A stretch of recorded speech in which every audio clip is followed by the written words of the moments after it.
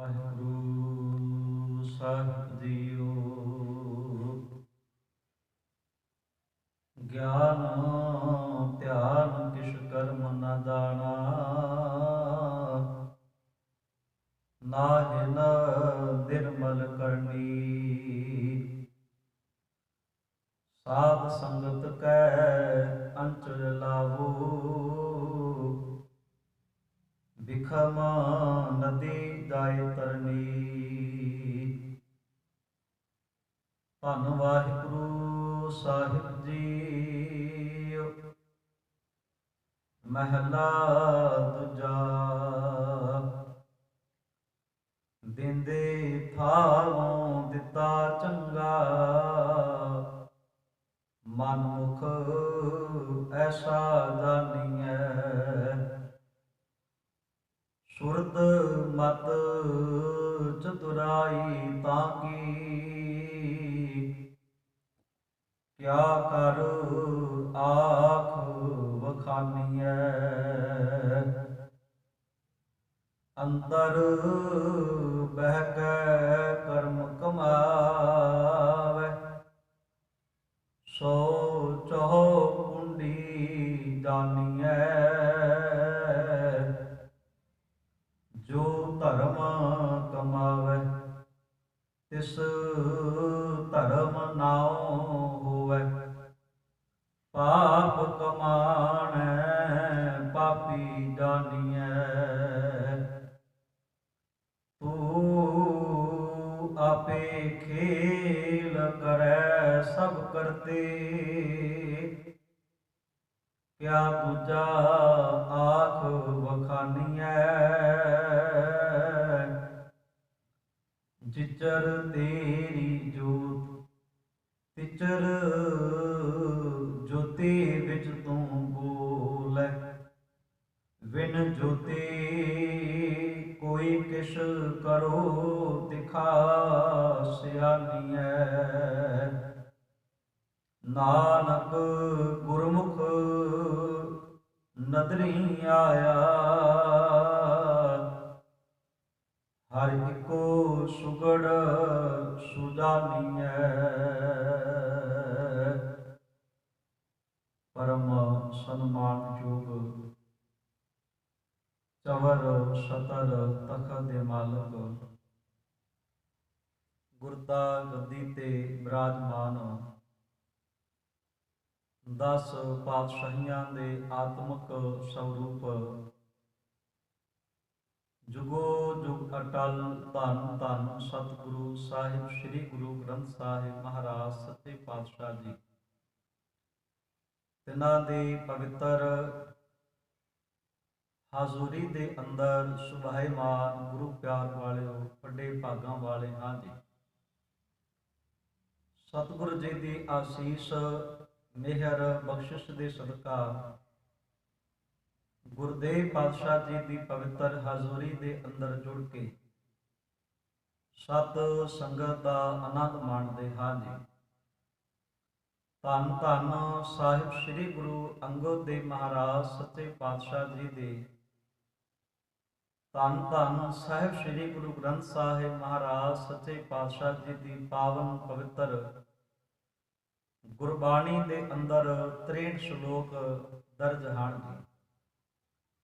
ਸਤਿਗੁਰ ਪਾਤਸ਼ਾਹ ਜੀ ਦੀ ਕਿਰਪਾ ਦੇ ਸਦਕਾ, ਮਿਹਰਾਨਾਂ ਦੇ ਸਦਕਾ ਆਪਾਂ ਸਾਰਿਆਂ ਨੇ ਜੋ ਪਾਵਨ ਪਵਿੱਤਰ ਸ਼ਲੋਕ ਦਾ ਪਾਠ ਸਰਵਣ ਕੀਤਾ ਹੈ ਜੀ। ਇਹ ਸ਼ਲੋਕ ਦੂਸਰੇ ਪਾਤਸ਼ਾਹ ਸ੍ਰੀ ਗੁਰੂ ਅੰਗਦ ਦੇਵ ਮਹਾਰਾਜ ਸੱਚੇ ਪਿਤਾ ਜੀ ਦੇ ਮੁਖਾਰਬਿੰਦ ਤੋਂ ਉਚਾਰਨ ਕੀਤਾ ਹੋਇਆ ਰਾਗ ਮਾਝ ਕੀ ਵਾਰ ਦੇ ਅੰਦਰ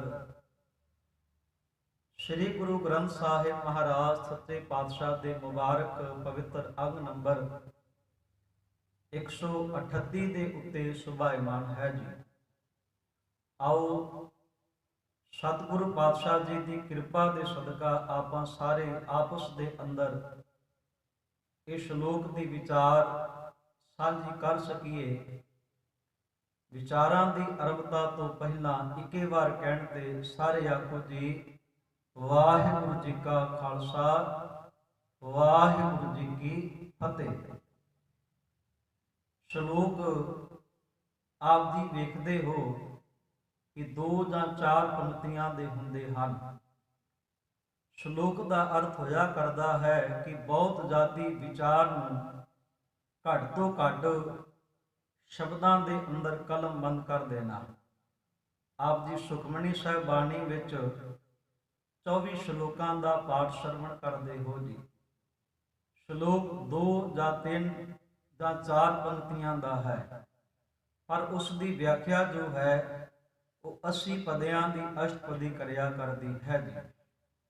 ਕਹਿਣ ਤੋਂ ਭਾਵ ਸੁਖ ਮੈਂ ਜਾਣੈ ਅਸਥੂਲ। ਜਿਵੇਂ ਇੱਕ ਦਰਖਤ ਹੈ, ਦਰਖਤ ਦਾ ਬੀਜ ਬਹੁਤ ਛੋਟਾ ਹੈ, ਜਦੋਂ ਉਸ ਨੂੰ ਆਪਾਂ ਧਰਤੀ ਦੇ ਗਰਭ ਦੇ ਅੰਦਰ ਰੱਖ ਦਿੰਦੇ ਹਾਂ, ਸਮੇਂ ਦੇ ਮੁਤਾਬਕ ਛੋਟੇ ਜਿਹੇ ਬੀਜ ਤੋਂ ਇੱਕ ਬਹੁਤ ਵੱਡਾ ਜਿਹੜਾ ਦਰਖਤ ਹੈ ਉਹ ਜਨਮ ਲੈ ਲੈਂਦਾ ਹੈ। ਇਸੇ ਤਰ੍ਹਾਂ ਇਹ ਸ਼ਲੋਕ ਹੁੰਦੇ ਹਨ। ਧੰਨ ਗੁਰੂ ਅੰਗਦ ਦੇਵ ਮਹਾਰਾਜ ਸੱਚੇ ਪਾਤਸ਼ਾਹ ਜੀ ਨੇ ਸ਼ਲੋਕ ਦੀ ਆਰੰਭਤਾ ਦੇ ਵਿੱਚ ਬਚਨ ਕੀਤਾ। ਪਾਤਸ਼ਾਹ ਕਹਿੰਦੇ, ਦਿੰਦੇ ਥਾਵੋਂ ਦਿੱਤਾ ਚੰਗਾ, ਮਨਮੁਖ ਐਸਾ ਜਾਣੀਐ। ਗੁਰਦੇਵ ਪਾਤਸ਼ਾਹ ਦੀ ਬਾਣੀ ਵਿੱਚ ਗੁਰਮੁਖ ਤੇ ਮਨਮੁਖ ਇਹ ਸ਼ਬਦ ਆਉਂਦੇ ਹਨ ਤੇ ਮਹਾਰਾਜ ਸੱਚੇ ਪਾਤਸ਼ਾਹ ਜੀ ਸਮਝਾਉਣਾ ਕਰਦੇ, ਕਹਿੰਦੇ ਮਨਮੁਖ ਜੋ ਹੈ ਉਹ ਦਾਤਾਂ ਦੇ ਨਾਲ ਹੀ ਚਿੰਬੜ ਜਾਂਦਾ ਹੈ। ਦਿੰਦੇ ਥਾਵੋਂ ਦਿੱਤਾ ਚੰਗਾ। ਦਿੰਦੇ ਥਾਵੋਂ ਦਾ ਅਰਥ ਹੁੰਦਾ ਹੈ ਦੇਣ ਵਾਲੇ ਨਾਲੋਂ। ਮਹਾਰਾਜ ਸੱਚੇ ਪਾਤਸ਼ਾਹ ਕਹਿੰਦੇ ਮਨਮੁਖ ਇਨਸਾਨ ਦੇਣ ਵਾਲੇ ਦਾਤੇ ਦੇ ਨਾਲੋਂ ਦਿੱਤਾ ਚੰਗਾ। ਉਹਦੀਆਂ ਦਾਤਾਂ ਨੂੰ ਚੰਗਾ ਸਮਝਦਾ ਹੈ ਤੇ ਆਪਣੇ ਜੀਵਨ ਦੇ ਅੰਦਰ ਦਾਤਾਰ ਨੂੰ ਭੁਲਾ ਕੇ ਦਾਤਾਂ ਦੇ ਨਾਲ ਹੀ ਚਿੰਬੜ ਕੇ ਆਪਣੇ ਜੀਵਨ ਨੂੰ ਅਜ਼ਾਈ ਗਵਾ ਲੈਂਦਾ ਹੈ। ਸ੍ਰੀ ਗੁਰੂ ਗ੍ਰੰਥ ਸਾਹਿਬ ਮਹਾਰਾਜ ਸੱਚੇ ਪਾਤਸ਼ਾਹ ਦੀ ਬਾਣੀ ਵਿੱਚ ਇੱਕ ਵਾਰ ਨਹੀਂ ਅਨੇਕਾਂ ਵਾਰ ਇਹ ਬਿਆਨ ਕੀਤਾ ਗਿਆ। ਆਪ ਜੀ ਅੰਮ੍ਰਿਤ ਵੇਲੇ ਦੀ ਬਾਣੀ ਜਪਜੀ ਸਾਹਿਬ ਬਾਣੀ ਦਾ ਪਾਠ ਸਰਵਣ ਕਰਦੇ ਹੋ ਤੇ ਗੁਰੂ ਨਾਨਕ ਦੇਵ ਮਹਾਰਾਜ ਸੱਚੇ ਪਾਤਸ਼ਾਹ ਨੇ ਜਪਜੀ ਸਾਹਿਬ ਬਾਣੀ ਜ਼ਿਕਰ ਕੀਤਾ। ਕਹਿੰਦੇ ਬਹੁਤਾ ਕਰਮ ਲਿਖਿਆ ਨਾ ਜਾਏ। ਕਰਮ ਸ਼ਬਦ ਗੁਰੂ ਗ੍ਰੰਥ ਸਾਹਿਬ ਮਹਾਰਾਜ ਸੱਚੇ ਪਾਤਸ਼ਾਹ ਦੀ ਬਾਣੀ 'ਚ ਬਹੁਤ ਥਾਵਾਂ ਤੇ ਦਰਜ ਹੈ। ਕਰਮ ਸ਼ਬਦ ਦੇ ਸਤਿਕਾਰਯੋਗ ਪ੍ਰੋਫੈਸਰ ਸਾਹਿਬ ਸਿੰਘ ਜੀ ਹੋਰਾਂ ਨੇ 6 ਅਰਥ ਕੀਤੇ ਹਨ ਜੀ। ਇੱਥੇ ਕਰਮ ਸ਼ਬਦ ਦਾ ਅਰਥ ਹੈ ਬਖਸ਼ਿਸ਼। ਗੁਰੂ ਨਾਨਕ ਦੇਵ ਮਹਾਰਾਜ ਸੱਚੇ ਪਾਤਸ਼ਾਹ ਕਹਿੰਦੇ ਅਕਾਲ ਪੁਰਖ ਪ੍ਰਮਾਤਮਾ ਵਾਹਿਗੁਰੂ ਜੀ ਦਾ ਬਖਸ਼ਿਸ਼ ਏਡੀ ਵੱਡੀ ਹੈ, ਉਹਨੂੰ ਆਪਾਂ ਅੱਖਰਾਂ ਦੇ ਜ਼ਰੀਏ ਲਿਖ ਕੇ ਬਿਆਨ ਨਹੀਂ ਕਰ ਸਕਦੇ। ਉਹ ਪ੍ਰਮਾਤਮਾ ਕਿੱਡਾ ਕੁ ਵੱਡਾ। ਮਹਾਰਾਜ ਕਹਿੰਦੇ ਵੱਡਾ ਦਾਤਾ ਤਿਲ ਨਾ ਤਮਾਏ। ਆਪ ਜੀ ਤਿਲ ਵੇਖਦੇ ਹੋ, ਬੜਾ ਹੀ ਸੂਖਸ਼ਮ, ਬੜਾ ਹੀ ਬਰੀਕ ਛੋਟਾ ਜਾਂਦਾ ਹੈ। ਗੁਰੂ ਨਾਨਕ ਦੇਵ ਮਹਾਰਾਜ ਸੱਚੇ ਪਾਤਸ਼ਾਹ ਕਹਿੰਦੇ ਪ੍ਰਮਾਤਮਾ ਏਡਾ ਵੱਡਾ ਦਾਤਾ ਜੇ ਕਿ ਪ੍ਰਮਾਤਮਾ ਨੂੰ ਰਤਾ ਮਾਤਰ ਵੀ ਤਿਲ ਜਿੰਨਾ ਵੀ ਉਹਨੂੰ ਤਮਾ ਕਹਿੰਦੇ ਨੇ ਲਾਲਚ ਨੂੰ, ਉਹਨੂੰ ਤਮਾ ਜਿਤਨਾ ਵੀ ਲਾਲਚ ਨਹੀਂ ਹੈ, ਕੋਈ ਸਵਾਰਥ ਨਹੀਂ ਹੈ ਕਿਸੇ ਪ੍ਰਕਾਰ ਦਾ। ਤੇ ਗੁਰੂ ਨਾਨਕ ਦੇਵ ਮਹਾਰਾਜ ਸੱਚੇ ਪਾਤਸ਼ਾਹ ਨੇ ਸਮਝਾਉਣਾ ਕੀਤਾ।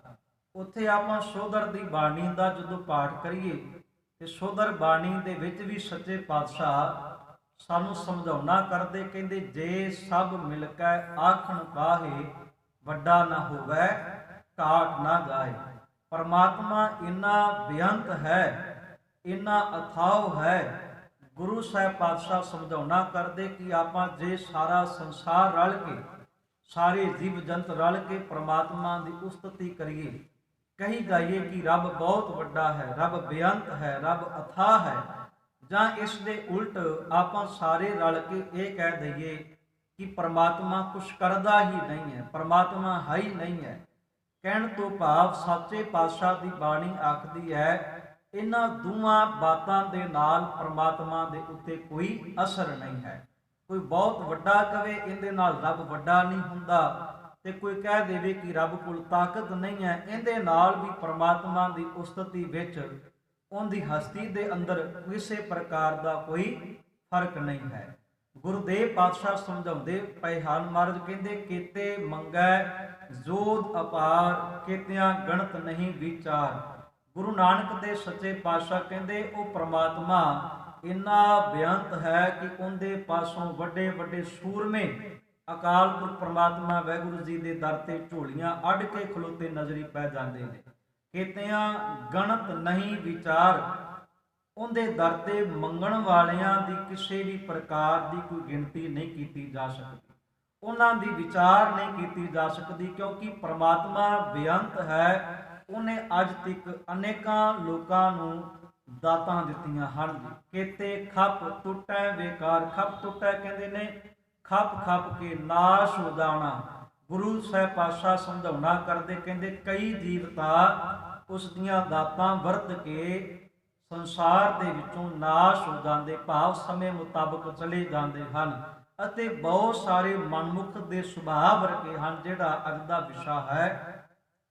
ਗੁਰੂ ਅੰਗਦ ਦੇ ਪਾਤਸ਼ਾਹ ਦਾ ਆਪਾਂ ਸ਼ਲੋਕ ਲਿਆ। ਗੁਰੂ ਨਾਨਕ ਦੇ ਮਹਾਰਾਜ ਸੱਚੇ ਪਾਤਸ਼ਾਹ ਨੇ ਵੀ ਜਪਜੀ ਸਾਹਿਬ ਤੇ ਗੱਲ ਕੀਤੀ, ਕਹਿਣ ਲੱਗੇ, ਕਹਿੰਦੇ ਕੇਤੇ ਲੈ ਲੈ ਮੁਕਰ ਪਾਹੇ, ਬੇਅੰਤ ਐਸੇ ਜੀਵ ਹਨ ਜਿਹੜੇ ਪ੍ਰਮਾਤਮਾ ਦੇ ਪਾਸੋਂ ਦਾਤਾਂ ਪ੍ਰਾਪਤ ਕਰਕੇ ਮੁਕਰ ਜਾਂਦੇ ਹਨ। ਕਹਿਣ ਤੋਂ ਭਾਵ ਕਿ ਉਹ ਦਾਤਾਂ ਦੇ ਨਾਲ ਤੇ ਸਾਂਝ ਬਣਾ ਕੇ ਰੱਖਦੇ ਆ, ਦਾਤਾਰ ਨੂੰ ਭੁੱਲ ਜਾਂਦੇ ਆ। ਕੇਤੇ ਮੂਰਖ ਖਾਹੀ ਖਾਹੇ, ਤੇ ਸੱਚੇ ਪਾਤਸ਼ਾਹ ਦੀ ਬਾਣੀ ਜਿਹੜੇ ਜੀਵ ਪਰਮਾਤਮਾ ਵਾਹਿਗੁਰੂ ਜੀ ਨੂੰ ਭੁਲਾ ਦਿੰਦੇ ਹਨ, ਪਾਤਸ਼ਾਹ ਦੀ ਬਾਣੀ ਉਹਨਾਂ ਇਨਸਾਨਾਂ ਨੂੰ ਮੂਰਖ ਆਖਦੀ ਹੈ, ਮਨਮੁਖ ਆਖਦੀ ਹੈ। ਪਰਮਾਤਮਾ ਦੇ ਪਾਸੋਂ ਕਿਹੜੀਆਂ ਕਿਹੜੀਆਂ ਦਾਤਾਂ ਜੀਵ ਨੂੰ ਮਿਲਦੀਆਂ। ਗੁਰੂ ਨਾਨਕ ਦੇ ਪਾਤਸ਼ਾਹ ਕਹਿੰਦੇ, ਕੇਤਿਆਂ ਦੁਖ ਭੂਖ ਸਦ ਮਾਰ, ਇਹ ਭੇ ਦਾਤ ਤੇਰੀ ਦਾਤਾਰ। ਗੁਰੂ ਸਾਹਿਬ ਪਾਤਸ਼ਾਹ ਸਮਝਾਉਣਾ ਕਰਦੇ, ਕਹਿੰਦੇ ਪਰਮਾਤਮਾ ਦੇ ਵੱਲੋਂ ਅਨੇਕਾਂ ਜੀਵਾਂ ਨੂੰ ਕਈ ਵਾਰ ਮਾਰ ਮਿਲਦੀ ਹੈ, ਕਲੇਸ਼ ਮਿਲਦਾ, ਦੁੱਖ ਸੁੱਖ ਮਿਲਦੇ ਆ। ਤੇ ਗੁਰੂ ਦੇ ਪਾਤਸ਼ਾਹ ਕਹਿੰਦੇ ਇਹ ਸਾਰਾ ਕੁਝ ਜੋ ਰੱਬ ਜੀ ਵੱਲੋਂ ਸਾਨੂੰ ਪ੍ਰਾਪਤ ਹੁੰਦਾ ਹੈ, ਇਹ ਮਾਲਕ ਦੀ ਆਪਣੀ ਦਾਤ ਹੈ। ਇਸ ਦਾਤ ਨੂੰ ਜੀਵ ਨੂੰ ਪ੍ਰਵਾਨ ਕਰਨਾ ਚਾਹੀਦਾ ਹੈ। ਤੇ ਸੱਚੇ ਪਾਤਸ਼ਾਹ ਦੀ ਪਵਿੱਤਰ ਬਾਣੀ ਦੇ ਅੰਦਰ ਸਾਨੂੰ ਸਮਝਾਉਣਾ ਕੀਤਾ ਗਿਆ। ਮਰਦ ਕਹਿਣਾ ਕਰਦੇ, ਕਹਿੰਦੇ ਮਨੁੱਖ ਪਰਮਾਤਮਾ ਦੇ ਘਰੋਂ ਦਾਤਾਂ ਤੇ ਪ੍ਰਾਪਤ ਕਰ ਲੈਂਦਾ ਹੈ, ਦਾਤਾਂ ਪ੍ਰਾਪਤ ਕਰਕੇ ਕਈ ਵਾਰ ਦਾਤਾਰ ਨੂੰ ਭੁਲਾ ਦਿੰਦਾ ਹੈ। ਜਿਵੇਂ ਆਪ ਜੀ ਗੁਰੂ ਅਰਜਨ ਦੇ ਸੱਚੇ ਪਾਤਸ਼ਾਹ ਦੇ ਪਵਿੱਤਰ ਸ਼ਬਦ ਦਾ ਪਾਠ ਕਰੀਏ ਤੇ ਗੁਰੂ ਅਰਜਨ ਦੇ ਮਹਾਰਾਜ ਸੱਚੇ ਪਾਤਸ਼ਾਹ ਕਹਿੰਦੇ, ਦਾਤ ਪਿਆਰੀ ਵਿਸਰਿਆ ਦਾਤਾਰਾ। ਮਨੁੱਖ ਨੇ ਦਾਤਾਰ ਪਰਮਾਤਮਾ ਦੇ ਨਾਲ ਸਾਧ ਨਹੀਂ ਬਣਾਈ, ਦਾਤਾਂ ਦੇ ਨਾਲ ਹੀ ਸਦਾ ਵਾਸਤੇ ਚਿੰਬੜਿਆ ਰਿਹਾ। ਇੱਕ ਵਾਰ ਦੀ ਘਟਨਾ ਹੁੰਦੀ ਹੈ, ਸਤਿਕਾਰਯੋਗ ਸਿੰਘ ਸਾਹਿਬ ਗਿਆਨੀ ਜਸਵੰਤ ਸਿੰਘ ਦੀ ਪਰਵਾਨਾ, ਉਹਨਾਂ ਦੀ ਪੁਸਤਕ ਦਾਸ ਪੜ੍ਹਦਾ ਸੀਗਾ। ਉਹਦੇ ਚ ਉਹਨਾਂ ਨੇ ਬੜੀ ਕਮਾਲ ਦੀ ਘਟਨਾ ਜ਼ਿਕਰ ਕੀਤਾ ਹੈ। ਉਹ ਕਹਿਣਾ ਕਰਦੇ, ਕਹਿੰਦੇ ਮਨੁੱਖ ਨਾ ਧਾਰਮਿਕ ਅਸਥਾਨ ਤੇ ਕਈ ਵਾਰ ਧਾਰਮਿਕ ਬਣਨ ਵਾਸਤੇ ਨਹੀਂ ਆਉਂਦਾ, ਧਾਰਮਿਕ ਅਸਥਾਨ ਤੇ ਕਈ ਵਾਰ ਇਸ ਕਰਕੇ ਆਉਂਦਾ ਕਿ ਉਸ ਨੂੰ ਧਾਰਮਿਕ ਅਸਥਾਨ ਤੋਂ ਵੱਧ ਦੁਨਿਆਵੀ ਵਸਤੂਆਂ ਪ੍ਰਾਪਤ ਹੋ ਸਕਣ, ਉਹਨੂੰ ਦਾਤਾਂ ਮਿਲਦੀਆਂ ਰਹਿਣ, ਧਾਰਮਿਕ ਬਣਨ ਦੀ ਭਾਵਨਾ ਨਹੀਂ ਹੈ। ਕਹਿਣ ਤੋਂ ਭਾਵ ਉਹਨਾਂ ਨੇ ਸਿੱਧਾ ਜਿਹਾ ਬਿਆਨ ਕੀਤਾ, ਕਹਿੰਦੇ ਮਨੁੱਖ ਪਰਮਾਤਮਾ ਦੇ ਜ਼ਰੀਏ ਵੀ ਦਾਤਾਂ ਨੂੰ ਹੀ ਲੋੜਦਾ ਹੈ, ਦਾਤਾਂ ਹੀ ਭਾਲਦਾ ਹੈ, ਬਾਣੀ ਪੜ੍ਹਦਾ ਹੈ, ਸੇਵਾ ਸਿਮਰਨ ਕਰਦਾ ਹੈ, ਧਰਮੀ ਹੋਣ ਦੇ ਦਾਅਵੇ ਕਰਦਾ ਹੈ, ਪਰ ਕੇਵਲ ਤੇ ਕੇਵਲ ਅੰਦਰ ਦਾ ਧਰਮੀ ਹੋਣ ਦਾ ਦਾਅਵਾ ਨਹੀਂ, ਬਲਕਿ ਇਸ ਕਰਕੇ ਧਰਮੀ ਹੋਣ ਦਾ ਦਾਅਵਾ ਕਰਦਾ ਹੈ ਕਿ ਮੈਨੂੰ ਵੱਧ ਤੋਂ ਵੱਧ ਪਰਮਾਤਮਾ ਦੇ ਕੋਲੋਂ ਦਾਤਾਂ ਦੁਨਿਆਵੀ ਪਦਾਰਥ ਮਿਲ ਜਾਣ। ਕਹਿਣ ਤੋਂ ਭਾਵ ਆਪਾਂ ਸਿੱਧਾ ਜਾ ਵੇਖੀਏ, ਜੇ ਧਾਰਮਿਕ ਕਿਸੇ ਵੀ ਦਾਨ ਪਾਤਰ ਦੇ ਅੰਦਰ ਆਪਾਂ ਕੁਝ ਦਾਨ ਕਰਦੇ ਹਾਂ, ਮਾਇਆ ਪਾਉਂਦੇ ਹਾਂ, ਸਾਡੇ ਮਨ ਦੇ ਅੰਦਰ ਇੰਨੀ ਭਾਵਨਾ ਹੁੰਦੀ ਹੈ ਕਿ ਅਸੀਂ 10 ਪਾਏ ਤੇ ਸਾਨੂੰ 10 ਲੱਖ ਮਿਲਣ, 10 ਪਾਏ ਸਾਨੂੰ 10 ਕਰੋੜ ਮਿਲਣ। ਕਹਿਣ ਤੋਂ ਭਾਵ ਅਸੀਂ ਧਰਮ ਵਾਲੇ ਪੱਖੋਂ ਵੀ ਕੇਵਲ ਤੇ ਕੇਵਲ ਦੁਨਿਆਵੀ ਦਾਤਾਂ ਜਿਹੜੀਆਂ ਹਨ ਉਹਨਾਂ ਨੂੰ ਹੀ ਲੋੜਦੇ ਹਾਂ ਜੀ। ਗਿਆਨੀ ਜਸਵੰਤ ਸਿੰਘ ਜੀ ਨੇ ਲਿਖਣਾ ਕੀਤਾ, ਕਹਿੰਦੇ ਇੱਕ ਵਾਰੀ ਪਰਮਾਤਮਾ ਤੇ ਲక్ష్ਮੀ ਦੀ ਆਪਸ ਦੇ ਅੰਦਰ ਵਿਚਾਰ ਹੋ ਪਈ। ਰੱਬ ਕਹਿਣ ਲੱਗਾ, ਕਹਿੰਦਾ ਲక్ష్ਮੀ ਦੇਖ ਕਿਤਨੇ ਚੰਗੇ ਲੋਕ ਨੇ ਸੰਸਾਰ ਦੇ, ਇਹ ਸਾਰੇ ਲੋਕ ਮੇਰੀ ਆਰਾਧਨਾ ਕਰਨ ਵਾਸਤੇ ਇਹਨਾਂ ਨੇ ਮੰਦਰ, ਮਸਜਿਦ, ਗਿਰਜਾ ਘਰ, ਧਾਰਮਿਕ ਅਨੇਕਾਂ ਅਸਥਾਨ ਉਸਾਰੇ ਹਨ ਜੀ। ਲక్ష్ਮੀ ਕਹਿਣਾ ਕਰਦੀ ਹੈ, ਕਹਿੰਦੀ ਪ੍ਰਮਾਤਮਾ ਦੀ ਭੀੜ ਬਹੁਤ ਲੰਮੀ ਹੈ ਆਪ ਜੀ ਦੇ ਦਰਸ਼ਨਾਂ ਦੇ ਵਾਸਤੇ, ਆਪ ਜੀ ਦੇ ਦੀਦਾਰਾਂ ਵਾਸਤੇ, ਪਰ ਰੱਬ ਜੀ ਸੱਚ ਇਹ ਵੀ ਹੈ। ਇਹਦਾ ਭਾਵ ਇਹ ਨਹੀਂ ਕਿ ਰੱਬ ਨੂੰ ਸੱਚ ਨਹੀਂ ਪਤਾ, ਇਹ ਕੇਵਲ ਤੇ ਕੇਵਲ ਇੱਕ ਖਿਆਲ ਹੈ ਉਹਨਾਂ ਦਾ, ਤੇ ਜਿਸ ਤਰੀਕੇ ਦੇ ਨਾਲ ਉਹਨਾਂ ਨੇ ਦੁਨਿਆਵੀ ਲੋਕਾਂ ਨੂੰ ਸਾਨੂੰ ਸਮਝਾਉਣਾ ਕੀਤਾ। ਕਹਿੰਦੇ ਲక్ష్ਮੀ ਨੇ ਰੱਬ ਨੂੰ ਕਹਿਣਾ ਕੀਤਾ, ਰੱਬ ਜੀ ਆਪਾਂ ਇਦਾਂ ਕਰੀਏ, ਇਹਨਾਂ ਲੋਕਾਂ ਦੀ ਪ੍ਰੀਖਿਆ ਲਈਏ, ਇਹ ਤੁਹਾਡੇ ਜਰੀਏ ਤੁਹਾਨੂੰ ਨਹੀਂ ਪਾਉਣਾ ਚਾਹੁੰਦੇ, ਇਹ ਤੁਹਾਡੇ ਜਰੀਏ ਮੈਨੂੰ ਪਾਉਣਾ ਚਾਹੁੰਦੇ ਆ। ਲక్ష్ਮੀ ਦੀ ਗੱਲ ਸੁਣੀ, ਭਗਵਾਨ ਨੇ ਕਹਿਣਾ ਕੀਤਾ ਕਿ ਆਪਾਂ ਪ੍ਰੀਖਿਆ ਲਈਏ। ਇੱਕ ਸੇਠ ਵੇਖਿਆ ਜਿੰਦੇ ਘਰ ਦੇ ਅੰਦਰ ਮੰਦਰ ਹੈ, ਉਹਦੇ ਘਰ ਦੇ ਦਰਵਾਜ਼ੇ ਨੂੰ ਜਾ ਕੇ ਭਗਵਾਨ ਨੇ ਖੜਕਾਉਣਾ ਕੀਤਾ। ਹਾਲਾਂਕਿ ਗੁਰਮਤ ਇਸ ਚੀਜ਼ ਦੇ ਨਾਲ ਸੰਬੰਧ ਨਹੀਂ ਰੱਖਦੀ, ਇਹਨਾਂ ਬਾਤਾਂ ਦੇ ਨਾਲ ਸੰਬੰਧ ਨਹੀਂ ਰੱਖਦੀ, ਪਰ ਸਮਝਾਉਣ ਦਾ ਤਰੀਕਾ ਬੜਾ ਕਮਾਲ ਦਾ ਰਿਹਾ ਸਿੰਘ ਸਾਹਿਬ ਜੀ ਦਾ। ਉਹ ਕਹਿਣਾ ਕਰਦੇ, ਕਹਿੰਦੇ ਭਗਵਾਨ ਨੇ ਫਟੇ ਪੁਰਾਣੇ ਕੱਪੜੇ ਪਾਏ, ਸੇਠ ਦੇ ਘਰ ਦਾ ਦਰਵਾਜ਼ਾ ਖੜਕਾਇਆ। ਜਦੋਂ ਦਰਵਾਜ਼ਾ ਖੜਕਾਇਆ, ਸੇਠ ਪੂਜਾ ਕਰਦਾ ਹੋਇਆ ਬਾਹਰ ਨਿਕਲਿਆ। ਸੇਠ ਕਹਿਣਾ ਕਰਦਾ, ਜੀ ਆਓ ਜੀ, ਕੌਣ, ਕੀ ਚਾਹੀਦਾ ਹੈ? ਅੱਗੋਂ ਭਗਵਾਨ ਨੇ ਕੇਵਲ ਇਹਨਾਂ ਜਵਾਬ ਦਿੱਤਾ, ਉੱਤਰ ਦਿੱਤਾ, ਕਹਿਣ ਲੱਗਾ, ਕਹਿੰਦਾ ਮੈਂ ਕੁਝ ਸਮਾਂ ਆਰਾਮ ਕਰਨਾ ਤੇ ਮੈਨੂੰ ਪਾਣੀ ਦਾ ਗਲਾਸ ਪੀਣ ਵਾਸਤੇ ਮਿਲ ਸਕਦਾ ਹੈ। ਭਗਵਾਨ ਨੂੰ ਅੰਦਰ ਲਿਜਾ ਕੇ ਇੱਕ ਥਾਂ ਤੇ ਬਿਠਾਇਆ ਗਿਆ। ਸੇਠ ਪਾਣੀ ਦਾ ਗਲਾਸ ਲੈਣ ਵਾਸਤੇ ਜੇ ਕਿਚਨ 'ਚ ਗਿਆ, ਮੁੜ ਦਰਵਾਜ਼ਾ ਖੜਕਿਆ। ਦਰਵਾਜ਼ਾ ਖੜਕਿਆ, ਦਰਵਾਜ਼ਾ ਖੁੱਲਿਆ, ਵੇਖ ਕੇ ਹੈਰਾਨ ਹੋ ਜਾਂਦਾ ਹੈ ਕਿ ਬਾਹਰ ਲక్ష్ਮੀ ਖਲੋਤੀ ਹੈ ਆ ਕੇ ਪ੍ਰਤੱਖ। ਉਹਦੇ ਤਨ ਤੇ ਬੜੇ ਗਹਿਣੇ ਪਏ ਨੇ, ਆਭੂਸ਼ਣ ਪਏ ਨੇ ਬੜੇ ਕਮਾਲ ਦੇ, ਬੜੇ ਲੋਕ ਉਹਦੇ ਅੱਗੇ ਪਿੱਛੇ ਆ। ਉਹ ਰੱਥਾਂ ਤੇ ਆਉਂਦੀ ਪਈ, ਉਸ ਰੱਥਾਂ ਤੇ ਸੋਨੇ ਹੀਰੇ ਜਵਾਹਰਾਤ ਆਦਿ ਜੜੇ ਹੋਏ ਆ। ਕਹਿਣ ਤੋਂ ਭਾਵ ਲక్ష్ਮੀ ਨੇ ਆਪਣਾ ਪੂਰਾ ਰੂਪ ਦਿਖਾਉਣਾ ਕੀਤਾ ਹੈ। ਤੇ ਸੇਠ ਕਹਿਣਾ ਕਰਦਾ, ਜੀ ਆਓ ਜੀ, ਜੀ ਆਇਆਂ ਨੂੰ, ਇਹੀ ਘਰ ਹੈ ਮੇਰਾ, ਮੈਂ ਬੰਦਗੀ ਕਰਨ ਵਾਲਾ ਵਾਂ, ਆਓ ਬੈਠੋ ਮੇਰੇ ਘਰੇ। ਲక్ష్ਮੀ ਨੂੰ ਬਿਠਾਇਆ ਗਿਆ। ਭੱਜ ਕੇ ਕਿਚਨ ਦੇ ਵਿੱਚੋਂ ਪਾਣੀ ਦਾ ਗਿਲਾਸ ਲੈ ਕੇ ਆਉਂਦਾ ਹੈ। ਪਾਣੀ ਦਾ ਗਿਲਾਸ ਲక్ష్ਮੀ ਦੇ ਹੱਥ ਵਿੱਚ ਰੱਖਿਆ। ਹਾਲਾਂਕਿ ਭਗਵਾਨ ਨੇ ਮੰਗਿਆ ਤੇ ਉਹਨੂੰ ਪ੍ਰਾਪਤ ਨਹੀਂ ਹੋਇਆ, ਲక్ష్ਮੀ ਨੇ ਮੰਗਿਆ ਵੀ ਨਹੀਂ, ਉਹਨੂੰ ਪਾਣੀ ਦਾ ਗਿਲਾਸ ਪੀਣ ਵਾਸਤੇ ਦਿੰਦਾ ਹੈ। ਲక్ష్ਮੀ ਕੀ ਕਰਦੀ ਹੈ?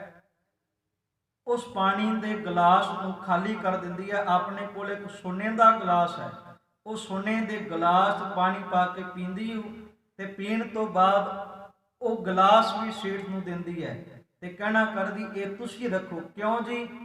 ਕਹਿਣਾ ਕਰਦੀ, ਕਹਿੰਦੀ ਮੈਂ ਜਿਸ ਘਰ ਵਿੱਚ ਵੀ ਪ੍ਰਵੇਸ਼ ਕਰਾਂ, ਕੁਛ ਵੀ ਆ ਸੇਵਨ ਕਰਨਾ ਹੋਵੇ, ਮੈਂ ਆਪਣੇ ਸੋਨੇ ਦੇ ਬਰਤਨਾਂ 'ਚ ਸੇਵਨ ਕਰਦੀ ਹਾਂ, ਤੇ ਸੇਵਨ ਕਰਨ ਤੋਂ ਬਾਅਦ ਉਹ ਬਰਤਨ ਮੈਂ ਜਿਸ ਘਰ ਵਿੱਚ ਰਹਿ ਕੇ ਸੇਵਨ ਕੀਤਾ ਹੋਵੇ ਉਹਨਾਂ ਨੂੰ ਦਿਆ ਕਰਦੀ ਹਾਂ ਜੀ। ਤੇ ਕਹਿਣ ਲੱਗੇ, ਇਹਨੇ ਨੂੰ ਸੇਠ ਕਹਿੰਦਾ ਹੈ ਕਿ ਹੋਰ ਦੱਸੋ ਤੁਹਾਡੀ ਕੀ ਸੇਵਾ ਕੀਤੀ ਜਾਵੇ, ਕੋਈ ਪਦਾਰਥ ਖਾਣ ਵਾਸਤੇ ਦਿੱਤਾ ਜਾਵੇ?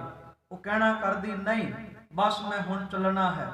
ਸੇਠ ਕਹਿੰਦਾ, ਕੁਝ ਸਮਾਂ ਹੋਰ ਠਹਿਰੋ ਤੇ ਸ਼ਾਇਦ ਅਸੀਂ ਤੁਹਾਡੇ ਵਾਸਤੇ ਪ੍ਰਸ਼ਾਦੇ ਦਾ ਪ੍ਰਬੰਧ ਕਰ ਸਕੀਏ।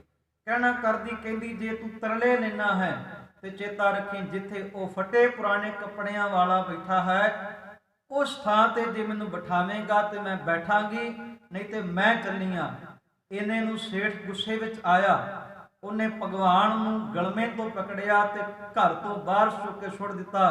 ਕਹਿਣਾ ਕਰਦਾ, ਜੀ ਹੁਣ ਇਹ ਜਗ੍ਹਾ ਖਾਲੀ ਹੋ ਗਈ, ਤੁਸੀਂ ਇਸ ਜਗ੍ਹਾ ਤੇ ਆ ਕੇ ਬੈਠੋ। ਇਹਨੇ ਨੂੰ ਕੀ ਹੋਇਆ? ਲక్ష్ਮੀ ਵੀ ਉੱਠ ਕੇ ਬਾਹਰ ਆ ਜਾਂਦੀ ਹੈ। ਸੇਠ ਕੋਈ ਕਹਿਣਾ ਕਰਦਾ, ਕਹਿੰਦਾ ਹੈ ਤੁਹਾਡੇ ਕਹਿਣ ਦੇ ਮੁਤਾਬਕ ਮੈਂ ਇਹ ਥਾਂ ਖਾਲੀ ਕੀਤੀ, ਤੁਸੀਂ ਇਸ ਥਾਂ ਤੇ ਹੁਣ ਬਿਰਾਜਮਾਨ ਕਿਉਂ ਨਹੀਂ ਹੁੰਦੇ ਪਏ, ਕਿਉਂ ਜਾ ਰਹੇ ਹੋ? ਲక్ష్ਮੀ ਨੇ ਜਵਾਬ ਦਿੱਤਾ ਤੇ ਸ਼ਾਇਦ ਉਸ ਜਵਾਬ ਦੇ ਵਿੱਚੋਂ ਅੱਜ ਦਾ ਧਰਮੀ ਬਣਿਆ ਹੋਇਆ ਮਨੁੱਖ ਸਿੱਖਿਆ ਲੈ ਲਵੇ। ਲక్ష్ਮੀ ਕਹਿਣਾ ਕਰਦੀ, ਸੇਠ ਜੀ ਇਹ ਭਗਵਾਨ ਪ੍ਰਤੱਖ ਆਪ ਤੇਰੇ ਦੀਦਾਰ ਵਾਸਤੇ ਪਹੁੰਚਿਆ, ਇਹਨੂੰ ਮਾਣ ਸੀ ਕਿ ਤੂੰ ਬੜੇ ਧਾਰਮਿਕ ਕਰਮ ਕਰਨਾ ਹੈ। ਵੇਖ ਤੂੰ ਆਪਣੇ ਘਰ 'ਚ ਮੰਦਿਰ ਬਣਾਇਆ, ਵੇਖ ਧਾਰਮਿਕ ਹੋਣ ਦੇ ਦਾਅਵੇ ਕੀਤੇ ਤੂੰ, ਇਹਨੂੰ ਮਾਣ ਸੀ ਤੇਰੇ ਤੇ ਕਿ ਸ਼ਾਇਦ ਤੂੰ ਧਰਮੀ ਬਹੁਤ ਹੈ, ਪਰ ਸਾਨੂੰ ਸਭ ਨੂੰ ਪਤਾ ਹੈ ਤੂੰ ਧਰਮੀ ਹੋਣ ਦੇ ਨਾਤੇ ਤੂੰ ਧਰਮ ਦੇ ਵਿੱਚੋਂ ਵੀ ਦੁਨਿਆਵੀ ਪਦਾਰਥ ਹੀ ਲੱਭਦਾ ਪਿਆ ਸਾ, ਦੁਨਿਆਵੀ ਵਸਤੂਆਂ ਹੀ ਲੁੱਟਦਾ ਪਿਆ ਸਾਂ। ਇਹ ਭਗਵਾਨ ਹੈ ਤੇ ਮੈਂ ਤੇ ਕੇਵਲ ਇਹਦੀ ਪਰਛਾਈਆਂ, ਜਿਸ ਪਾਸੇ ਇਹ ਚੱਲੂਗਾ ਪਰਛਾਵਾਂ ਉਸੇ ਪਾਸੇ ਚੱਲਿਆ ਕਰਦਾ ਹੈ। ਕਹਿਣ ਤੋਂ ਭਾਵ ਅੱਜ ਦੇ ਸਮੇਂ ਵਿੱਚ ਵੇਖੀਏ, ਅੱਜ ਦੇ ਸਾਡੇ ਵੀ ਹਾਲਾਤ ਇਹੀ ਨੇ। ਅਸੀਂ ਬਾਣੀ ਦਾ ਪਾਠ ਕਰਦੇ ਹਾਂ ਪਰ ਸ਼ਰਤਾਂ ਰੱਖ ਕੇ ਕਿ ਮੈਨੂੰ ਆਹ ਕੁਝ ਚਾਹੀਦਾ ਹੈ, ਆ ਪ੍ਰਾਪਤੀ ਵਾਸਤੇ ਇੰਨੇ ਪਾਠ ਕਰੂੰਗਾ। ਪ੍ਰਾਪਤੀ ਹੋ ਗਈ, ਅਸੀਂ ਪਾਠ ਕਰਨਾ ਬੰਦ ਕਰ ਦਿੰਦੇ ਆ। ਆਪ ਕੋ ਚਾਹੀਦਾ ਇੰਨੇ ਦਿਨਾਂ ਵਿੱਚ, ਅਸੀਂ ਤੇ ਦਿਨ ਵੀ ਦਿੰਦੇ ਆ ਰੱਬ ਨੂੰ ਫਿਰਦੇ ਵੀ ਆ ਇੰਨੇ ਕੁ ਦਿਨਾਂ ਵਿੱਚ ਮੈਨੂੰ ਚਾਹੀਦਾ ਹੀ ਚਾਹੀਦਾ ਹੈ। ਮੈਂ ਸੇਵਾ ਕਰੂੰਗਾ, ਮੈਂ ਭੇਟਾਵਾਂ ਰੱਖੂੰਗਾ। ਕਹਿਣ ਤੋਂ ਭਾਵ ਮਨੁੱਖ ਗੁਰੂ ਸਾਹਿਬ ਦੇ ਦਰ ਤੇ ਕੁਝ ਅਰਪਣ ਕਰਕੇ ਦੁਨਿਆਵੀ ਵਸਤੂਆਂ ਰੱਖ ਕੇ ਦੁਨਿਆਵੀ ਵਸਤੂਆਂ ਦੀ ਭਾਲ ਹੀ ਕਰਦਾ ਹੈ। ਅੰਦਰ ਦਾ ਧਰਮ ਗੁਰੂ ਸਾਹਿਬ ਦੀ ਹਜ਼ੂਰੀ 'ਚ ਬਹਿ ਕੇ ਪਾਤਸ਼ਾਹ ਦੇ ਕੋਲੋਂ ਮੰਗਣਾ ਚਾਹੀਦਾ ਹੈ। ਗੁਰੂ ਸਾਹਿਬ ਪਾਤਸ਼ਾਹ ਦੀ ਬਾਣੀ ਸਮਝਾਉਣਾ ਕਰਦੀ, ਕਹਿੰਦੀ ਜੇ ਬੰਦਾ ਰੱਬ ਦੇ ਪਾਸੋਂ ਗੁਰੂ ਪਾਸੋਂ ਜਦੋਂ ਮੰਗਦਾ ਹੈ ਨਾ, ਮੰਨ ਲਓ 10 ਵਸਤੂ ਲੈ ਪਾਸ਼ਾ ਪਾਵੇ। ਮੰਨ ਲਓ ਕਿ ਮਨੁੱਖ ਨੇ ਪ੍ਰਮਾਤਮਾ ਦੇ ਪਾਸੋਂ 10 ਵਸਤੂਆਂ ਦੀ ਲਿਸਟ ਗੁਰੂ ਸਾਹਿਬ ਦੇ ਹਵਾਲੇ ਕਰ ਦਿੱਤੀ। ਮਨੁੱਖ ਨੇ ਰੱਬ ਦੇ ਹਵਾਲੇ ਕੀਤੀ ਕਿ ਮੈਨੂੰ ਆਹ ਕੁਝ ਚਾਹੀਦਾ, 10 ਭੇਟਾਵਾਂ ਚਾਹੀਦੀਆਂ, ਦਾਤਾਂ ਚਾਹੀਦੀਆਂ। ਮਾਲਕ ਤੁਠਿਆ, ਮਾਲਕ ਪ੍ਰਸੰਨ ਹੋਇਆ, ਉਹਨੇ ਇੰਨੀ ਕਿਰਪਾ ਕੀਤੀ। ਮਨੁੱਖ ਦੇ 10 ਵਸਤੂਆਂ ਮੰਗਣ ਦੇ ਬਾਵਜੂਦ ਮਨੁੱਖ ਤੇ ਤਰਸ ਖਾ ਕੇ ਮਨੁੱਖ ਨੂੰ 9 ਵਸਤੂਆਂ ਦਿੱਤੀਆਂ, ਇੱਕ ਵਸਤੂ ਨਹੀਂ ਦਿੱਤੀ। ਇੱਕ ਵਸਤੂ ਕਿਉਂ ਨਹੀਂ ਦਿੱਤੀ? ਸਾਧ ਸੰਗਤ ਜੀ, ਕਈ ਵਾਰੀ ਅਸੀਂ ਵੀ ਪ੍ਰਮਾਤਮਾ ਗੁਰੂ ਸਾਹਿਬ ਦੇ ਨਾਲ ਜਿੱਦ ਕਰਦੇ ਹਾਂ ਕਿ ਸਾਨੂੰ ਚਾਹੀਦਾ ਹੀ ਚਾਹੀਦਾ ਹੈ। ਮੰਨ ਲਵੋ ਇੱਕ ਛੋਟਾ ਜਿਹਾ ਬੱਚਾ ਹੈ, ਹਾਲਾਂਕਿ ਬੱਚੇ ਦੀ ਜ਼ੁਬਾਨ ਤੇ ਕੋਈ ਬਹੁਤੇ ਬੋਲ ਨਹੀਂ ਆ, ਉਹਨੂੰ ਸਮਝ ਨਹੀਂ ਆ। ਉਹਦੇ ਸਾਹਮਣੇ ਇੱਕ ਸੱਪ ਹੈ, ਸੱਪ ਤੁਰਦਾ ਪਿਆ ਹੈ। ਬੱਚਾ ਕੀ ਕਰਦਾ? ਸੱਪ ਨੂੰ ਪਕੜਨ ਦਾ ਯਤਨ ਕਰਦਾ ਹੈ। ਬੱਚੇ ਦੇ ਸਾਹਮਣੇ ਅੱਗ ਬਲਦੀ ਹੋਵੇ ਤੇ ਬੱਚਾ ਉਹਨੂੰ ਵੀ ਪਕੜਨ ਦਾ ਯਤਨ ਕਰਦਾ ਹੈ। ਸਿਆਣੇ ਮਾਂ-ਬਾਪ ਖਿੱਚਦੇ ਆ ਉਸ ਨੂੰ ਪਿੱਛੇ। ਬੱਚਾ ਮਾਂ-ਬਾਪ ਦੇ ਚਿਹਰੇ ਤੇ ਕੁਛ ਹੱਥ ਵੀ ਚਲਾਉਂਦਾ ਹੈ, ਮਾਰਨ ਦਾ ਯਤਨ ਵੀ ਕਰਦਾ ਹੈ, ਰੋਂਦਾ ਵੀ ਹੈ। ਪਰ ਸਿਆਣੇ ਮਾਂ-ਬਾਪ ਨੂੰ ਪਤਾ ਹੈ ਕਿ ਜੇ ਬੱਚੇ ਨੇ ਸੱਪ ਨੂੰ ਹੱਥ ਲਾਇਆ ਤੇ ਸੱਪ ਡੰਗ ਮਾਰ ਸਕਦਾ ਹੈ। ਅੱਗ ਨੂੰ ਹੱਥ ਲਾਵੇਗਾ ਤੇ ਹੋ ਸਕਦਾ ਹੈ ਇਹਦਾ ਸਰੀਰ ਸੜ ਜਾਵੇ, ਹੱਥ ਸੜ ਸਕਦੇ ਨੇ, ਪਰ ਮਾਂ-ਬਾਪ ਉਸ ਨੂੰ ਬਚਾਉਂਦੇ ਨੇ। ਇਸੇ ਤਰ੍ਹਾਂ ਪ੍ਰਮਾਤਮਾ ਹੈ, ਉਹਦੇ ਪਾਸੋਂ ਜਦੋਂ ਦਾਤ ਮੰਗਦੇ ਹਾਂ, ਜੇ ਉਹ ਦੇਣ ਦੇ ਵਿੱਚ ਵਕਤ ਲਾਉਂਦਾ ਹੈ, ਉਹਦਾ ਭਾਵ ਸਾਨੂੰ ਸਮਝਣਾ ਚਾਹੀਦਾ ਹੈ ਕਿ ਪ੍ਰਮਾਤਮਾ ਬੜਾ ਸੁਘੜ ਹੈ, ਬੜਾ ਸਿਆਣਾ ਹੈ। ਉਹਨੂੰ ਪਤਾ ਹੈ ਸਾਨੂੰ ਕਿਸ ਵਕਤ ਕੀ ਵਸਤੂ ਚਾਹੀਦੀ ਹੈ। ਅਸੀਂ ਉਸ ਦੇ ਬੱਚਿਆਂ ਹਾਂ, ਉਹਦੇ ਜੀਵ ਹਾਂ। ਸਾਨੂੰ ਬਿਨਾਂ ਮੰਗਣ ਤੋਂ ਸਮੇਂ ਦੇ ਮੁਤਾਬਕ ਸਾਡੀਆਂ ਉਸਨੇ ਲੋੜਾਂ ਪੂਰੀਆਂ ਕੀਤੀਆਂ। ਗੁਰਦੇਵ ਪਾਤਸ਼ਾਹ ਬਚਨ ਕਰਦੇ, ਕਹਿੰਦੇ ਏਕ ਵਸਤ ਕਾਰਨ ਵਿਖੋਟ ਗਵਾਵੈ। ਵਿਖੋਟ ਦਾ ਅਰਥ ਹੋਇਆ ਕਰਦਾ ਵੀ ਹੀਣਤਾ, ਵੀ ਜਿਹਨੂੰ ਆਪਾਂ ਇਤਬਾਰ ਕਹਿ ਦਿੰਦੇ ਹਾਂ। ਮਹਾਰਾਜ ਸੱਚੇ ਪਾਤਸ਼ਾਹ ਕਹਿੰਦੇ ਇੱਕ ਵਸਤੂ ਨਹੀਂ ਪ੍ਰਾਪਤ ਹੋਈ, 9 ਮਿਲ ਗਈਆਂ ਤਾਂ ਵੀ ਪ੍ਰਮਾਤਮਾ ਤੋਂ ਵਿਸ਼ਵਾਸ ਚੁੱਕਦਾ, ਕਹਿੰਦਾ ਹੈ ਹੀ ਨਹੀਂ ਰੱਬ ਤੇ। ਫਿਰ ਹੁੰਦਾ ਤੇ 10 ਦੀਆਂ 10 ਇਹਨਾਂ ਦੇ ਦਿੰਦਾ। 10 ਕਿਹਾ ਸੀ, 10 ਹੀ ਪ੍ਰਾਪਤ ਹੋਣੀਆਂ ਸੀ। ਗੁਰਦੇਵ ਪਾਤਸ਼ਾਹ ਕਹਿੰਦੇ ਏਕ ਭੀ ਨਾ ਦੇ 10 ਪੀ ਹਰ ਲਏ, ਤਉ ਮੂੜਾ ਕਹੋ ਕਹਾਂ ਕਰੇ। हे ਮਨਮੁਖ ਮੂਰਖ ਇਨਸਾਨ, ਜੇ ਪ੍ਰਮਾਤਮਾ ਨੇ 9 ਦਿੱਤੀਆਂ, 9 ਵੀ ਨਾ ਦਿੰਦਾ ਤੇ ਤਾਂ ਵੀ ਤੇ ਗੁਜ਼ਾਰਾ ਕਰਨਾ ਸੀ ਨਾ। ਜੇ ਮੰਨ ਲਿਆ ਜਿਹੜੀਆਂ ਤੈਨੂੰ ਦਿੱਤੀਆਂ ਨੇ ਇਹ ਵੀ ਵਾਪਸ ਲੈ ਲਵੇ, ਕਿਉਂਕਿ ਉਸ ਪ੍ਰਮਾਤਮਾ ਦੀਆਂ ਦਾਤਾਂ ਹਨ ਤੇ ਉਹ ਪ੍ਰਮਾਤਮਾ ਪਲ ਵਿੱਚ ਦੇ ਵੀ ਸਕਦਾ ਤੇ ਪਲ ਵਿੱਚ ਸਾਡੇ ਪਾਸੋਂ ਲੈ ਵੀ ਸਕਦਾ ਹੈ। ਗੁਰਦੇਵ ਪਾਤਸ਼ਾਹ ਕਹਿੰਦੇ ਜਿਸ ਠਾਕੁਰ ਸਿਉ ਨਾਹੀ ਚਾਰਾ, ਤਾਂ ਕੋ ਕੀਜਾ ਸਦ ਨਮਸਕਾਰਾ। ਮਹਾਰਾਜ ਕਹਿੰਦੇ ਜਿਸ ਪ੍ਰਮਾਤਮਾ ਦੇ ਨਾਲ ਸਾਡਾ ਕਿਸੇ ਪ੍ਰਕਾਰ ਦਾ ਕੋਈ ਚਾਰਾ, ਕੋਈ ਜ਼ੋਰ ਧੱਕਾ ਪੇਸ਼ ਨਹੀਂ ਜਿਸ ਦੇ ਨਾਲ ਜਾਂਦੀ, ਉਹਦੇ ਅੱਗੇ ਤੇ ਸਾਨੂੰ ਝੁਕ ਜਾਣਾ ਚਾਹੀਦਾ ਹੈ। ਜਾਂ ਕਾ ਮਨ ਲਾਗਾ ਪ੍ਰਭ ਮਿੱਠਾ। ਤੇ ਗੁਰਦੇਵ ਪਾਤਸ਼ਾਹ ਕਹਿੰਦੇ ਕਿਉਂਕਿ ਜਿਸ ਮਨੁੱਖ ਦੇ ਮਨ ਵਿੱਚ ਪ੍ਰਭੂ ਪ੍ਰਮਾਤਮਾ ਵਾਹਿਗੁਰੂ ਪਿਆਰਾ ਲੱਗਣ ਲੱਗ ਪੈਂਦਾ, ਸਰਬ ਸੁਖ ਤਾਹੂ ਮਨ ਉਠਾ। ਸਾਰੇ ਸੁੱਖ ਉਹਦੇ ਮਨ ਦੇ ਅੰਦਰ ਗੁਰੂ ਸਾਹਿਬ ਦੀ ਕਿਰਪਾ ਦੇ ਨਾਲ ਆ ਵਸਦੇ ਹਨ ਜੀ। ਜਿਸ ਜਨ ਆਪਣਾ ਹੁਕਮ ਮਨਾਇਆ, ਸਰਬ ਥੋਕ ਨਾਨਕ ਤਿਨ ਪਾਇਆ।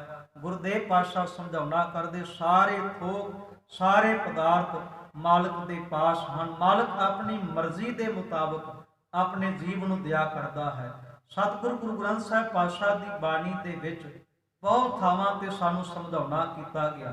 ਕਈ ਵਾਰ ਮਨੁੱਖ ਦਾਤੇ ਦੇ ਪਾਸੋਂ ਵਸਤੂਆਂ ਪ੍ਰਾਪਤ ਕਰਕੇ ਆਪਣੇ ਆਪ ਨੂੰ ਦਾਤੇ ਤੋਂ ਵੱਡਾ ਅਖਵਾਉਣ ਦਾ ਯਤਨ ਨਹੀਂ ਕਰਦਾ ਹੈ, ਜਿਸ ਦਾ ਹਵਾਲਾ ਧੰਨ ਗੁਰੂ ਅਰਜਨ ਦੇਵ ਸੱਚੇ ਪਿਤਾ ਜੀ ਨੇ ਬਾਣੀ ਸੁਖਮਨੀ ਸਾਹਿਬ ਦੇ ਅੰਦਰ ਹੀ ਅੰਕਿਤ ਕੀਤਾ।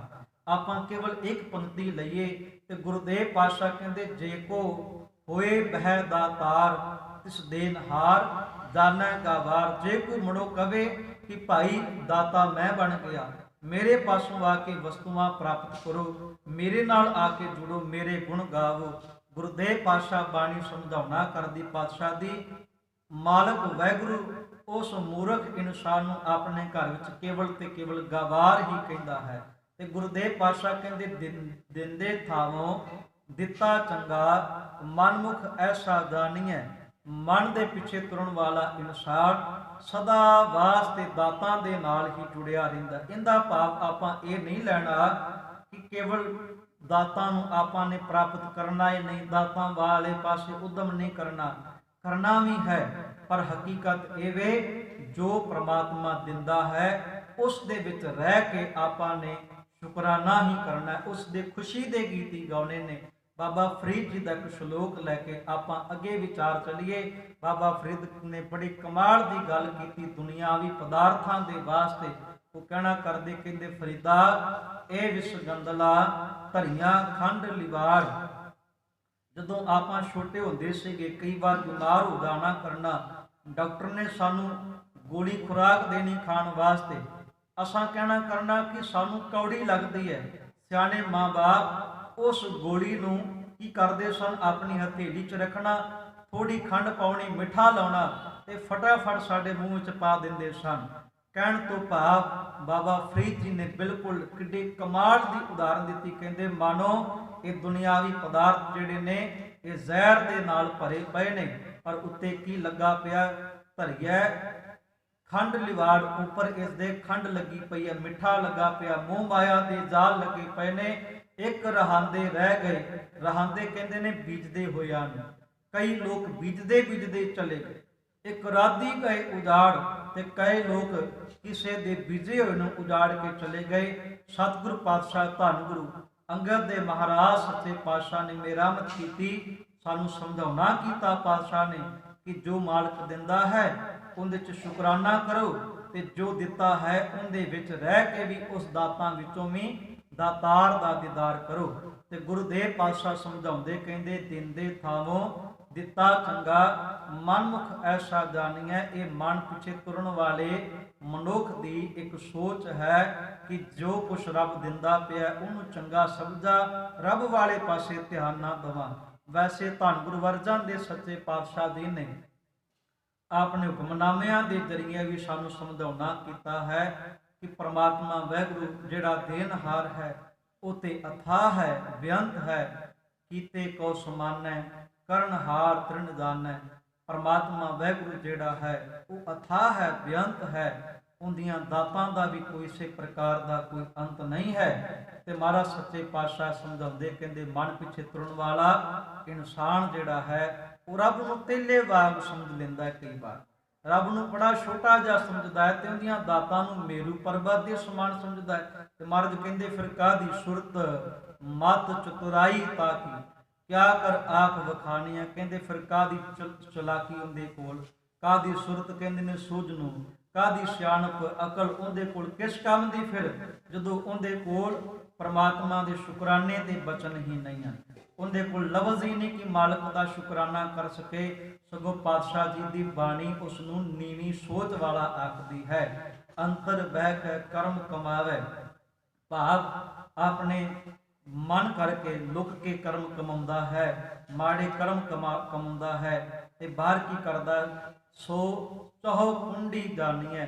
ਤੇ ਮਹਾਰਾਜ ਸੱਚੇ ਪਾਤਸ਼ਾਹ ਕਹਿੰਦੇ ਕਰਮ ਜਦੋਂ ਕਮਾਉਂਦਾ ਨਾ ਤੇ ਫਿਰ ਇਹ ਸੋਚਦਾ ਵੀ ਇਹਨਾਂ ਕਰਮਾਂ ਨੂੰ ਕਿਸੇ ਦੇਖਣਾ ਨਹੀਂ ਹੈ, ਕਿਸੇ ਸਮਝਣਾ ਨਹੀਂ, ਕਿਸੇ ਨੂੰ ਪਤਾ ਲੱਗਣਾ ਹੀ ਨਹੀਂ ਹੈ। ਪਾਤਸ਼ਾਹ ਕਹਿਣਾ ਕਰਦੇ ਮਨਮੁਖ ਦਾ ਕਰਮ ਸਮੇਂ ਦੇ ਮੁਤਾਬਕ ਚੌਂ ਕੁੰਡੀ, ਚਾਰੇ ਪਾਸੇ ਹਰ ਦਿਸ਼ਾ ਵਾਲੇ ਪਾਸੇ ਮਨਮੁਖ ਦਾ ਕਰਮ ਜਿਹੜਾ ਹੈ ਉਜਾਗਰ ਹੁੰਦਾ ਹੈ।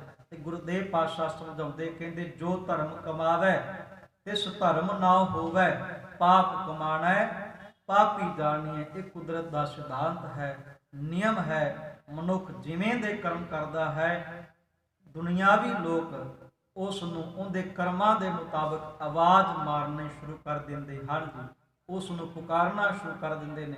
ਇੱਕ ਨਹੀਂ ਅਨੇਕਾਂ ਸਾਖੀਆਂ ਦਰਜ ਹਨ।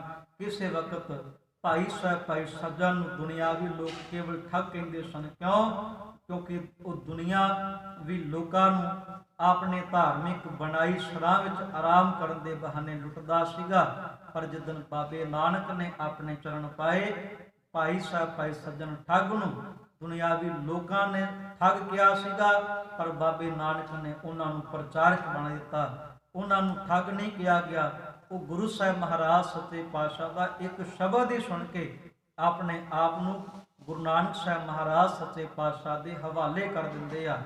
ਕਹਿਣ ਤੋਂ ਭਾਵ ਧਰਮ ਕਮਾਉਣ ਵਾਲੇ ਨੂੰ ਧਰਮੀ ਕਿਹਾ ਜਾਂਦਾ ਹੈ। ਜਿਵੇਂ ਗਈ ਬਹੌੜ, ਬੰਦੀ ਛੋੜ, ਨਿਰੰਕਾਰ ਦੁਖਦਾਰੀ, ਕਰਮ ਨਾ ਜਾਣਾ ਧਰਮ ਨਾ ਜਾਣਾ, ਲੋਭੀ ਮਾਇਆ ਧਾਰੀ। ਗੁਰੂ ਸਾਹਿਬ ਪਾਤਸ਼ਾਹ ਕੇ ਬੇਨਤੀ ਕਰੀਏ, ਮਹਾਰਾਜ ਜੇ ਤੇਰੇ ਨਾਲ ਜੁੜਦੇ ਆ, ਬਾਣੀ ਪੜ੍ਹਦੇ ਆ, ਲੋਕ ਧਰਮੀ ਕਹਿੰਦੇ ਆ, ਤੂੰ ਕਿਰਪਾ ਕਰ ਇਸ ਬਿਰਧ ਬਾਣੀ ਦੀ ਲਾਜ ਵੀ ਰੱਖ। ਤੂੰ ਤੇਰੇ ਨਾਲ ਜੁੜਦੇ ਆ, ਲੋਕਾਂ ਨੇ ਸਤਿਕਾਰ ਦਿੱਤਾ, ਤੂੰ ਕਿਰਪਾ ਕਰ ਸੱਚੀ ਮਨ ਕਰਕੇ ਅਸੀਂ ਧਰਮੀ ਬਣ ਜਾਈਏ।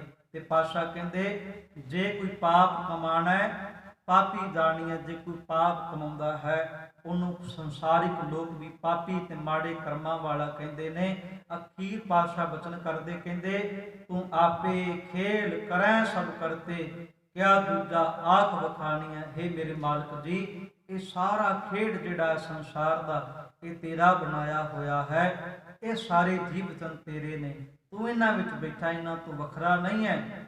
ਕਿਸੇ ਨੂੰ ਕਿਉਂ ਮੰਦਾ ਕਹੀਏ।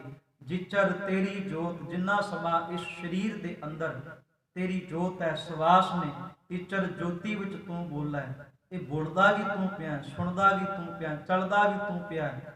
ਸੱਚੇ ਪਾਤਸ਼ਾਹ ਬਾਣੀ ਸਮਝਾਉਣਾ ਕਰਦੇ, ਇਹ ਸਾਰਾ ਕੁਝ ਤੇਰੇ ਹੁਕਮ ਦੇ ਮੁਤਾਬਕ ਹੈ। ਬਿਨ ਜੋਤੀ ਕੋਈ ਕਿਛ ਕਰੋ ਕਿ ਦਿਖਾ ਸਿਆਣੀ ਹੈ। ਜਦੋਂ ਤੇਰੀ ਜੋਤੀ ਨਿਕਲ ਜਾਂਦੀ ਹੈ ਤੇ ਗੁਰਦੇਵ ਪਾਤਸ਼ਾਹ ਦੀ ਬਾਣੀ ਸਮਝਾਉਂਦੀ ਹੈ ਕਿ ਬੰਦਾ ਭਾਵੇਂ ਕਿੱਡਾ ਵੱਡਾ ਹੋਵੇ, ਕਿੰਨੇ ਰੁਤਬਿਆਂ ਵਾਲਾ ਕਿਉਂ ਨਾ ਹੋਵੇ, ਜਦੋਂ ਅੰਦਰ ਤੋਂ ਜੋਤੀ ਨਿਕਲ ਗਈ, ਤੇਰੇ ਦਿੱਤੇ ਸਵਾਸ ਮੁੱਕ ਜਾਂਦੇ ਆ। ਤੇ ਪਾਤਸ਼ਾਹ ਜੀ ਸਮਝਾਉਣਾ ਕਰਦੇ, ਕਹਿੰਦੇ ਫਿਰ ਕੋਈ ਵੀ ਇਨਸਾਨ ਆਪਣੀ ਮਰਜ਼ੀ ਦੇ ਮੁਤਾਬਕ ਚੱਲ ਨਹੀਂ ਸਕਦਾ। ਹੁਣ ਬੋਲ ਨਹੀਂ ਸਕਦਾ, ਹੁਣ ਅੱਖਾਂ ਦੇ ਨਾਲ ਸੰਸਾਰ ਵੇਖ ਨਹੀਂ ਸਕਦਾ, ਕਿਉਂਕਿ ਅੰਦਰ ਬੈਠਾ ਸੀ ਜਿਹੜਾ ਵੇਖਣ ਵਾਲਾ ਸੀ ਉਹ ਉਡਾਰੀ ਮਾਰ ਜਾਂਦਾ ਹੈ, ਉਹਦੇ ਕੋਲ ਹੀ ਸਾਰੀ ਤਾਕਤ ਚਲੀ ਜਾਂਦੀ ਹੈ। ਨਾਨਕ ਗੁਰਮੁਖ ਨਦਰੀ ਆਇਆ, ਹਰ ਇੱਕੋ ਸੁਘੜ ਸੁਜਾਨੀ ਹੈ। ਗੁਰੂ ਨਾਨਕ ਗੁਰੂ ਅੰਗਦ ਦੇਵ ਸੱਚੇ ਪਾਤਸ਼ਾਹ ਜੀ ਸਮਝਾਉਣਾ ਕਰਦੇ, ਕਹਿੰਦੇ ਹੈ ਨਾਨਕ ਗੁਰੂ ਸਾਹਿਬ ਦੀ ਸ਼ਰਨ ਵਿੱਚ ਜਿਹੜੇ ਮਨੁੱਖ ਪੈ ਜਾਂਦੇ ਨੇ ਉਹਨਾਂ ਨੂੰ ਪਤਾ ਲੱਗ ਜਾਂਦਾ ਹੈ ਕਿ ਪ੍ਰਮਾਤਮਾ ਵਾਹਿਗੁਰੂ ਆਪ ਹੀ ਸੁਘੜ ਹੈ, ਆਪ ਬਹੁਤ ਸਿਆਣਾ ਹੈ, ਉਹਦੇ ਵਰਗਾ ਕੋਈ ਸਿਆਣਾ ਨਹੀਂ ਹੈ।